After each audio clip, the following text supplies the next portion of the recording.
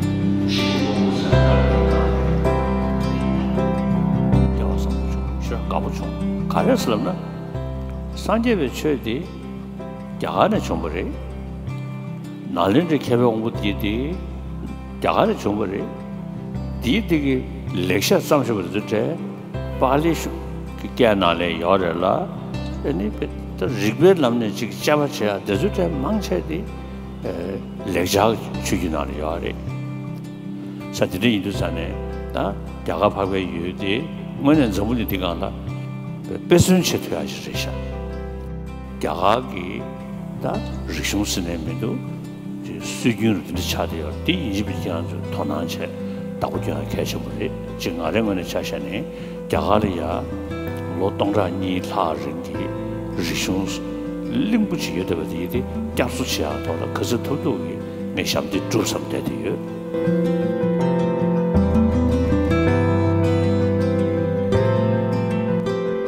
भारत में आप अगर इतिहास को देखेंगे तो भारत से बौद्ध धर्म का बहुत ही विनाश हुआ है।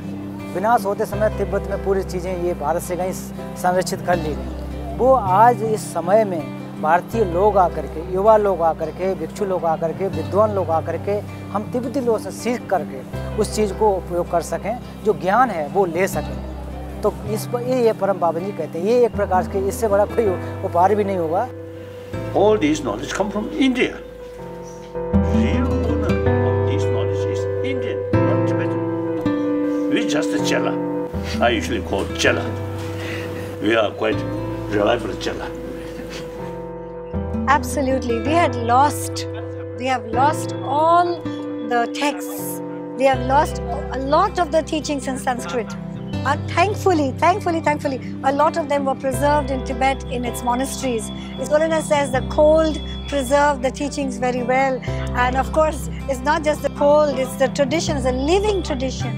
Teacher to student has come for so many years. And it's coming back to us.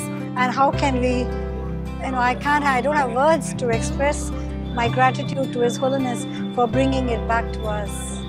I really feel now this ancient Indian knowledge must revive in this country, not as a religion, but academic knowledge, academic subject about mind.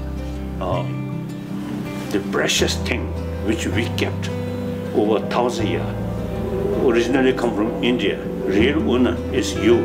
So now hand it over to India, I really feel.